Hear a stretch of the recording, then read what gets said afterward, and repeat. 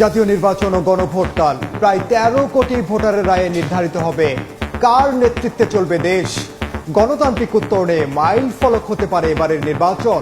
এটাই আমার জীবনের প্রথম ভোট দেওয়া হবে। নির্বাচনের দিনও আশা করবো যেন পরিস্থিতিটা কন্ট্রোলে থাকে, সবাই যেন সুষ্ঠুভাবে ভোট দিতে পারে। নির্বাচন ভালো হোক, এটা আমরা সবাই চাই। হার জিত তো থাকবে, যে হারবে পরাজয়টা স্বীকার করে দেশকে এগিয়ে নিয়ে যাওয়ার আহ্বান করে, এইটা হবে বাংলাদেশের রাজনীতিতে সবচেয়ে বড় অ্যাচিভমেন্ট। একক সংখ্যাগরিষ্ঠতা নিয়ে সরকার গঠনের আশা তারেক রহমানের। সুষ্ঠু নির্বাচন প্রত্যাশা, জয় পেলে জনগণের সরকার গঠন করবে জামাত।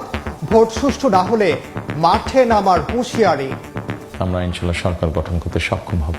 একটা ব্যালেন্স সরকার যদি নিতে হয় তাতে সেক্ষেত্রে অপোজিশনে থাকতে হবে কাউকে। আমরা আশা করছি যে নির্বাচনটা সুষ্ঠু হবে। এই সরকার হবে জনগণের সরকার। ভোটের মাঠ কেউ নষ্ট করবে না, এটা আমরা বিশ্বাস করি, তারা বরদাস্ত করবে না। ভোটাররাই এর জবাব এবং প্রতিরোধ গড়ে তুলবে।